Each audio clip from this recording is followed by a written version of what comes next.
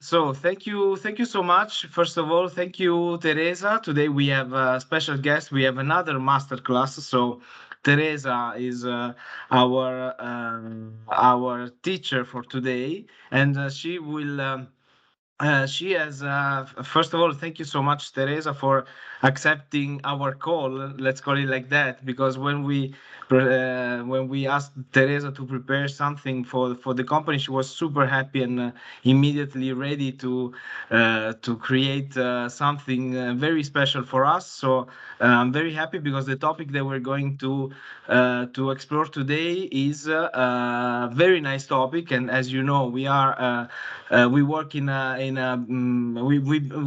have this the mission of bringing beauty into the world. So we work for makeup, and it's very nice also for all of us to be prepared, to be aware of what is beauty, and we decided to start with going through history, telling what beauty means since the ancient Egypt. So, Teresa, I will leave the floor to you, and we will meet later. Again, thank you for joining, and please remember to close video and audio, everyone. Uh, Teresa, your floor. Thank you, Giuseppe, and hi, everyone. I'm so glad today to show you a journey, a really journey to the beauty history. I will tell you about the main decades marked by different looks up to the current trends in the beauty market, and you will see how some ancient look right now is still inspiring our present, so as of today. But let's start from when it all began. We are talking about the 6,000 years before Christ. So everything started by Egyptians. They created the makeup, and all people wore makeup, not only the women but also the men. They believed that makeup was the next to godliness, and that it appealed to the god. And it was also a way to represent their wealth, so the richness of the people. But what is was really different, so what it really makes the difference between the poor and the rich people was exactly the applicators and the storage where they containers the makeup. Just to give an example, the rich people just use applicator often bejeweled or made by ivory, no, made of ivory, so because they have money, while main poor peasants relied on clay pots and sticks to store and apply the makeup.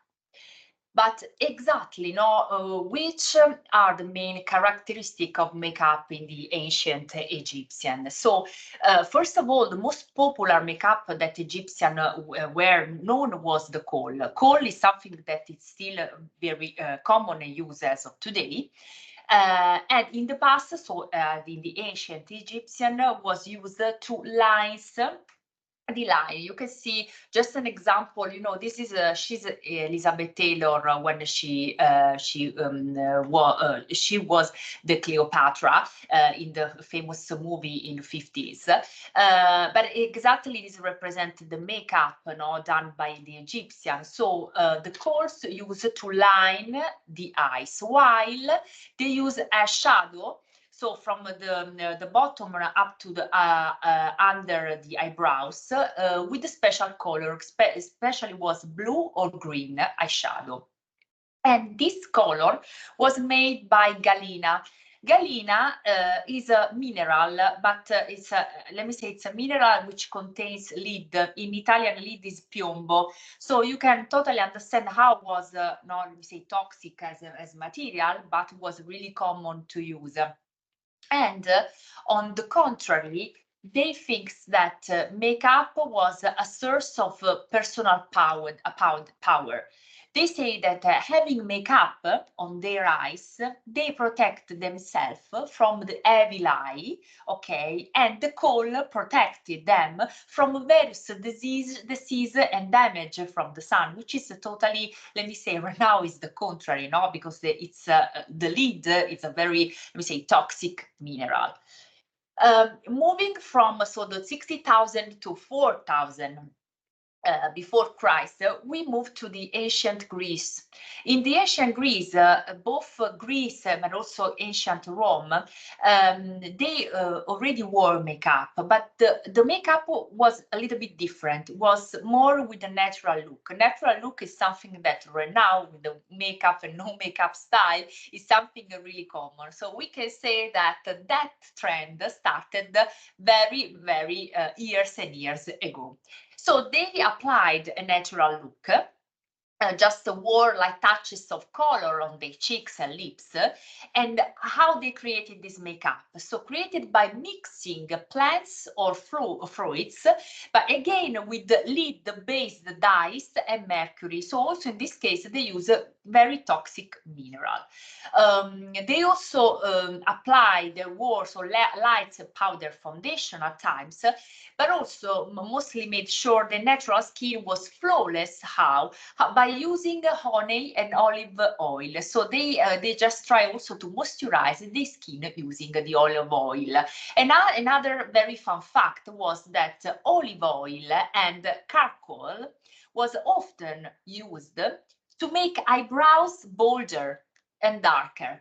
Indeed, in the 4000 before Christ, there is again, so there is still, oh, probably it was born in that era, the look of the thicker and bolder eyebrows, which is very common up to today.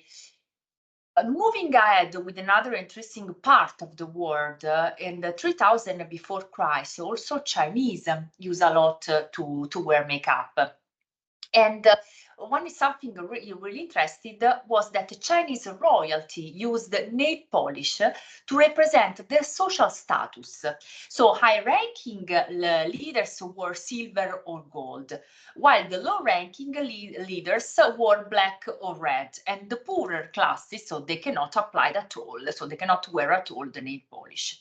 But something changes during the 600 Christ era, so some years afterwards, because the Chinese women started to applying, let me say, a kind of foundation, but with very light color shades. So also twice or three times whiter than their skin. Why? Because that represent exactly they distinguish themselves from the working class. And let me say that this kind of tradition is something really that also as of today you can see into the skincare tradition applied in Asia, because right now also the Asian people tries as much as possible to keep her face really flawless, really bright, very bright and white, because the whiteness represents the richness. The people that have sunburn represent the working class, so they keep this same let me say status and also behavior that made very years ago. And also they also wore strong red powder on their cheeks and darkener on their brows. So totally changes. So let's go back from the Asia to the Europe, and we arrived to the 16th centuries, okay, with the Queen Elizabeth era. So with the Queen Elizabeth, I mean, maybe I think that everyone watched some movie with this kind of makeup. What is let me say the peculiarity? It was the application of special color, so to have a white effect on their skin. Unfortunately, the application of this whited formula contains Chirus. Chirus was vinegar and white lead. Unfortunately, this was a toxic formula. So toxic that the life expectation in that period was down than 29 years old. But another, very funny things, and they start to blacking off totally the eyebrows, because if you pluck out your eyebrows, you can, let me say, enlarge your forehead. So, and they need to enlarge your forehead using also the wig. Then let's move ahead on the 20s, so the 20th centuries. So something is more closer to our tradition, and probably, I mean, you saw something already on some movie, black and white movie. So the 20th centuries was, let me say, marked by a new way to approach on the makeup, because there was another queen that influenced a lot at the period. That queen was the Queen Victoria. Queen Victoria, so at that era, believed that makeup, unfortunately, was unladylike and very vulgar. So the women that continue to use makeup, although they said no, it's so vulgar, they were considering the prostitutes. So in order to have just a natural look, the women began pinching their cheeks and biting their lips to give themselves a rose-colored look.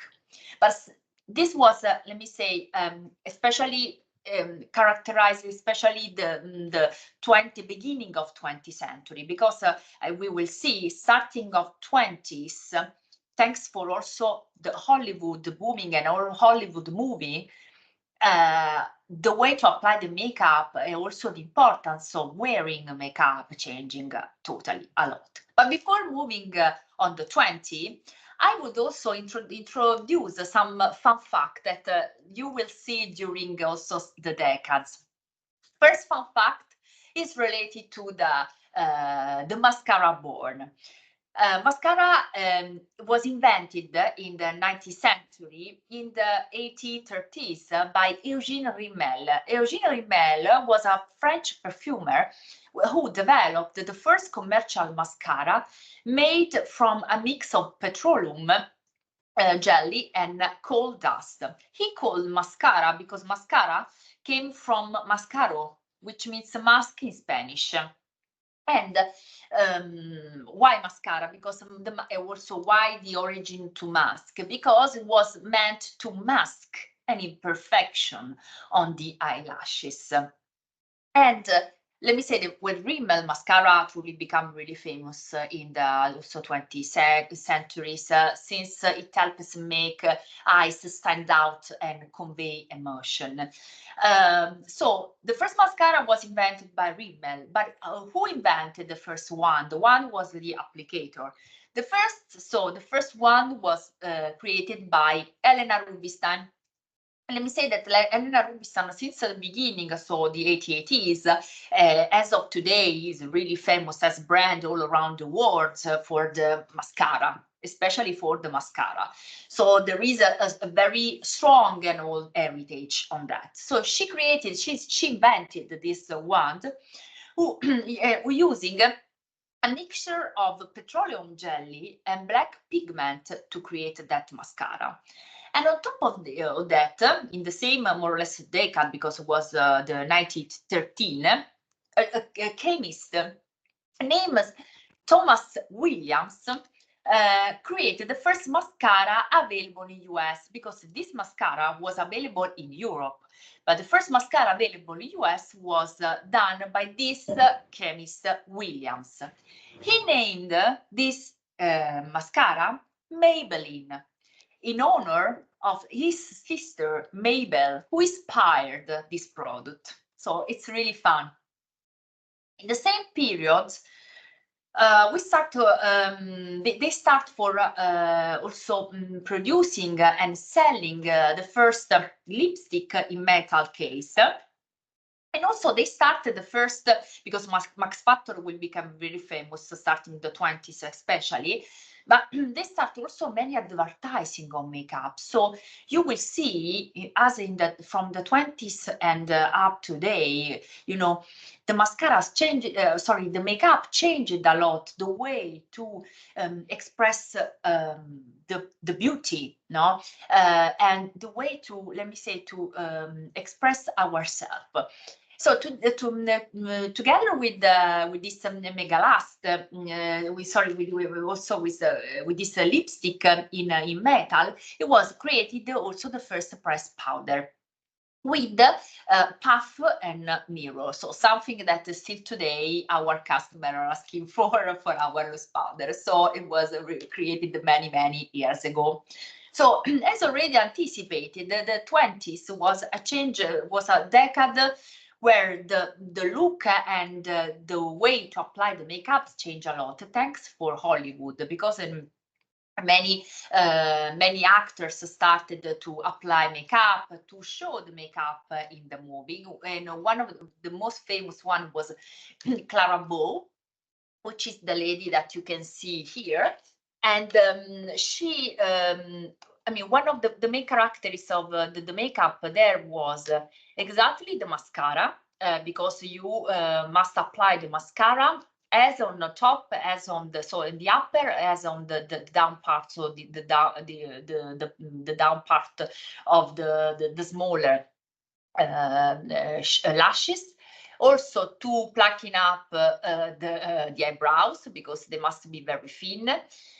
Use also, let me say, the lip liner and lipstick just to enhance the bow lips, so that part on top of the lips, and also to highlight the arch of Cupido. Okay, but the rest of the lip was, let me say, reduced, because the technique was just to enhance the upper part of the lips. Let me say, this was a period that the beauty industry flourished a lot. And another fun fact, because I put here also an example, was that the big name that arrived on the beauty market in that period was Revlon. Revlon became really famous at the beginning, not for the other makeup, but because of the moon manicure, a special manicure put on as a nail polish, where all the richer ladies can did. So another important decade, the 30s. So in the 30s, just to give you an example, Elena Rubinstein launched the first waterproof mascara. Max Factor arrived on the beauty market since. And together, so with these two big, let me say, giants of the beauty market, they arrived on also on the market the first eyelash, so came on the scene, and the name was Carlash. So here just a picture, but the face of the women, so the look of the women in the 30s changed a lot, also because they start for having the first color of the movie, and also a way to emphasize some part of the face. First of all, eyebrows. Also in this case, there was totally plugged out, totally, and it was marked by a line, so with the liner, with a pencil, red pencil, and it was totally drawn. And in this way, you can have a forehead more bigger. The mascara was applied upper and also on the down part. So this helps to, let me say, enlarge also your eyes. So have a dual eyes effect. But what changed a lot was the application of the lipstick and also the lip liner, because as in the 20s we had the application to highlight the Cupido both lips, so on the upper part. Here was more accentuated, but they use a line to, let me say, enlarge the lips. So in the 20s, they try to, let me say, get a smaller effect. In the 30s, they try to have a bigger effect of on the lips. So they just apply an horizontal, so a thinner and horizontal lines, in order to have this effect to a fuller, larger, no, to a larger the lips. let me say, it was the effect was really interesting because it seems that the upper lips were, let me say, bigger than exactly where. Another totally different scenario, let me say more romantic. I think that's more romantic than in the previous decades, was the 40s. As you can see in the 40s, you can see just from this picture, okay, many things have changed. It was, let me say, an emphasization of the beauty, also such something more sensual, such more feminist. The women were more also confident to apply makeup. And this was really evident from the movie also to the real life. First of all, they they stopped to plucking out totally the eyebrows. So it's a phenomenon that also in the 1890s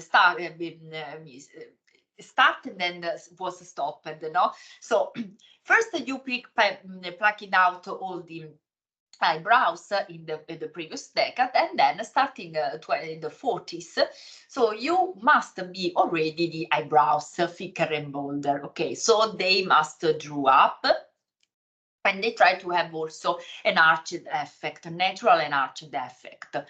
And then and you can see also from this picture, they apply the lip liner and the lipstick out of the single lipstick, out of the single lips liner, in order to have to emphasize the lips and get them bigger and plumper.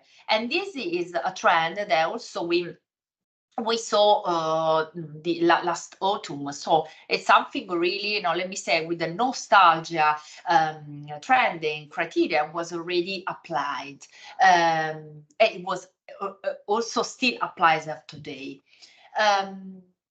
Maybelline start to be really famous also with the lipstick. So it was a decade where Maybelline started to be really famous with the lipstick, and many advertising, many advertising on the newspaper came for that. 50s, let me say, was the period of beauty icons such as Elizabeth Taylor, Marilyn Monroe, Grace Kelly, Audrey Hepburn, Ava Gardner. And they, let me say, they were really the really ambassador of a natural look. Okay, except for maybe Elizabeth Taylor, especially when she did Cleopatra. Okay, but generally in the real life, faces such as Audrey Hepburn, not here, they try to represent a really natural effect, a near natural look. In that period start to become really important the application of skincare. So it was a period where the skincare company, the skincare market start to flourish a lot. Eyeliner start to be one of the main product to use in the makeup routine, because the effect, so the wing effect, start to be really famous in the 50s. Right now, and you will see afterwards, there is a big trend right now. So the siren effect, where we apply again the wing effect with the eyeliner. So the nostalgia, so the back and forth, this circle also in the beauty trends are so evident as of today. Mascara was usually applied, but in this case only on the upper lashes. I want to just, let me say, introduce to me one of the main fun factor that we have in our makeup history. Marilyn Monroe. I mean, everybody knows Marilyn Monroe. Marilyn Monroe was a really iconic, was a really an icon. Okay, also her makeup was a really iconic makeup. The first fun fact was that her makeup artist was called Whitey. Whitey was the makeup artist that Marilyn Monroe followed Marilyn Monroe throughout all her career, and he invented a special look that they became iconic, but they start to apply them, so they experimented that makeup on her face. First of all, Marilyn Monroe used a veil of Vaseline as primer because she must be more, let me say, hydrating, also more, let me say, glow and photogenic in front of the camera. Then she applied different shades of lipstick to enhance the plumping effect. So this effect here is made by many layers of lipstick shades. It is something that is happening also today with the ombre lips, and we will see also afterward. Then she used blush to shape her nose and also false lashes. The false lashes, this is another very fun fact, was cut off by the scissor, but just apply, okay, on the outer side of the eyes in order to, let me say, give an effect of not only have bigger, but also have longer eyes, okay? And also, her makeup artist drew the legendary high arch of her eyebrow. You see that? This high arch needs to, so the arch of the eyebrows was created by compensate, so to compensate the width of her forehead, because I mean her forehead looked bigger, but it wasn't. I mean, to me, she's one of the most beautiful actresses during all the decades in our modern world. And let me say, following this fun fact, following this iconic makeup, many makeup artists studied this look and tried to apply it the same way. And follow this, I would love to show you this interesting video where Lisa Eldridge, which is a British and really famous makeup artist, now is also global creative director for Lancome. She had done many studies on the way, on the beauty makeup history, and also on the iconic faces such as Marilyn Monroe. So you will see during this masterclass more than one video where Lisa will explain to us how to apply the different makeups during all decades. But let's start with Marilyn Monroe. So let me say this video was really interesting. Also, if you have 3 hours a day today per day just to apply the same makeup, please tell me what will be the final results. So moving ahead in the 60 decades. And so before watching another video, so just to have a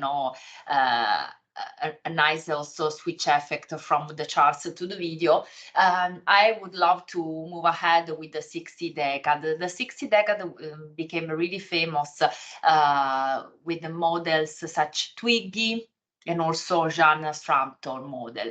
And the look of the 60 was, let me say, really, let me say, characteristic.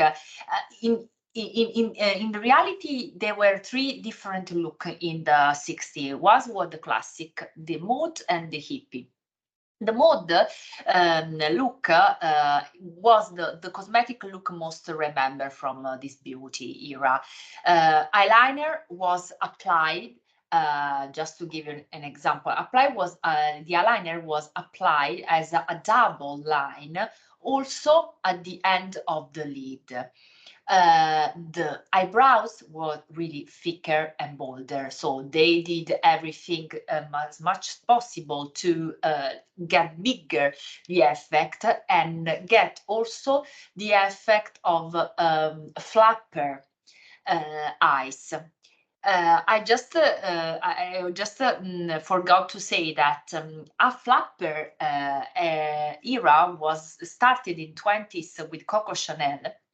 And so the same flapper look appeared after also a 40, so after 4 decades in the 60s, with the mascara applied on the upper, also on the down lashes, in order also to get bigger the eyes. The most popular palette of the eyeshadow was blue, grey, and white.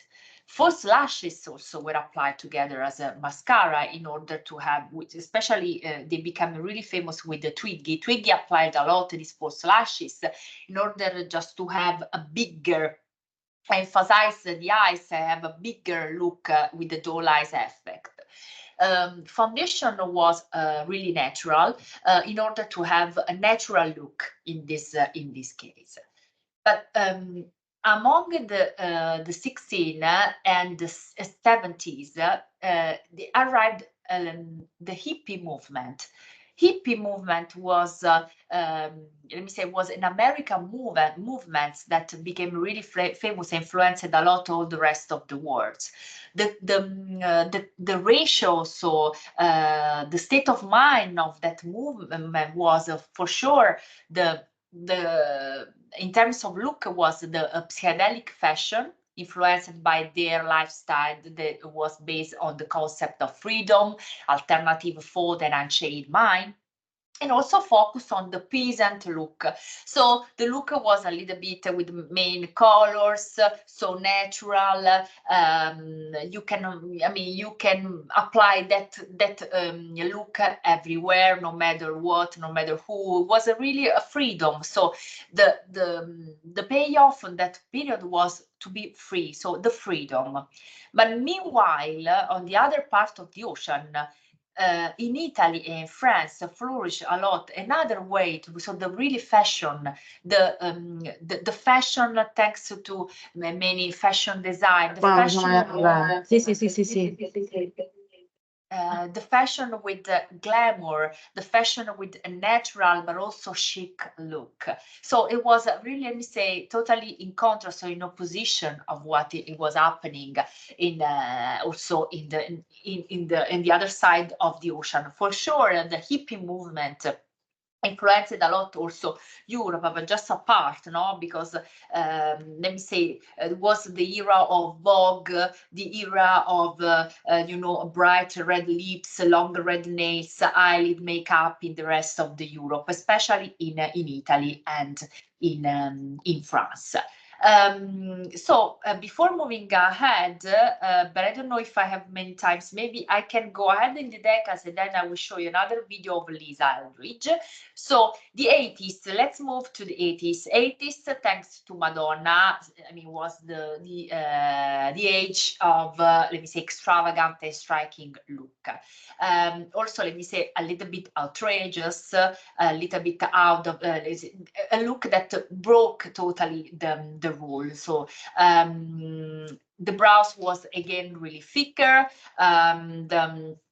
Very also messy, no, with messy and also with a messy look. Foundation was applied with 1 or 2 shades lighter than your natural skin. Mascara was applied to both upper and lower lashes. The red lipstick were, let me say, was one of must have, because you must highlight and show. So also as kind of something outrageous, you must emphasize your lips with some red lipstick, and also they were applying a dark pink blush. So they use a lot matte lipstick. So in order to have an effect with the more bold and plumping effect, lip glosses start to be really famous. So let me say that the concept of having a bolder and glow effect on the lips is something that starting on the 80s, but right now with the nostalgia trend is something that you can see still here right now in the makeup trend. 90s was the age of very supermodel. So the fashion was, let me say, conquered totally by some top models such as Naomi Campbell, Kate Moss. So let me say, they represent the beauty with their body, but also the beauty, how showing a natural effect, let me say fake natural effect, because they were really beautiful and without any imperfection, but they show this natural look, applying just a pastel tone on earthy shades, that's so to give the depth of the look. Again, the eyeshadow was applied from the eye lid to the base of the eyebrow, and during the 90s, extremely thin rounded eyebrows become to trend again. So it was a very back and forth to the century, also to the century, to the 20th century era. I want to show this video just to summarize with Lisa Eldridge what we saw till now. So yes, indeed, today we have the privilege to be what we would like to be, and let's just see, but very quickly, because time unfortunately flew, some modern and modern, also contemporary trends of makeup. For sure, the first and the huge one is the nostalgia, so 80s and 90s. Why is it called nostalgia? Nostalgia, born to celebrate the actual desire to live past the decades, especially during the pandemic, but also the after became really strong. And why? Because the nostalgia would help to build a stronger sense of social connection, also bringing feelings of safety and security, and those helping to see the future more optimistically. And this helped a lot. So as I said, after the pandemic, and was created by the Gen Z. So the Gen Z exploding a lot this trend, especially on social, and many trends that appear after. So after the pandemic, replicate some 90s and 80s look. Just the cherry cola lips or the siren eyes, as I said before, because I mentioned before. Then we have, let me say, the kohl. So we use the black pencil, so the alcohol pencil for the messy makeup. While, so totally on the opposite side, what right now is exploding, so it's booming, it's a concept called clean girls aesthetic, dewy blush sandwich, no makeup perfect. So let me say trends more natural, but let me say natural, with a fake sometimes natural, because you don't go outside without applying makeup. It just, let me say, also a play of chiaroscuro, a play of dark and white shades, a way to apply the blushes, a way to apply the dewy glow, the dewy and glow items, the way you apply also on the lips, the lip oils, and also the lip gloss in order to plumper the effect. But the basis of all these trends are the 80% are made by skincare. So skincare in this moment, after and also during the pandemic, became, let me say, the best and the big trend ever. Indeed, the skincare market is growing a lot since the last, I mean, since during the pandemic, also right now is growing with a double digit. Just one of the last and the famous two trends right now, so they're really actuals, are the aquatic wonderland makeup, where right now they say that blue is the new black. So it has been applied, measuring blue, midnight shadows, mermaid tears, glacial highlights, and denim. So they use let me say very different shade of blue to highlight the eyes. And then on ombre lips, which I mentioned already before, is made by the application of different shades of lipstick or lips and lipstick and lip liner in order not to emphasize and get bigger the lips, as an inner part as the outer part of the mouth. And then with this, I just to say thank you to everyone, and I hope that you, I mean, we spend nice time together with, let me say, a nice story. Thank you so much, Teresa. I think you did an excellent job. You executed the masterclass very, very well. You. So it was very interesting, and thank you all for taking part to this masterclass. I hope this was very useful, and of course, just if you have 3 hours to do the Marilyn Monroe makeup, just let us know. Send us a picture. We'll be happy. Thank you so much, and see you next time.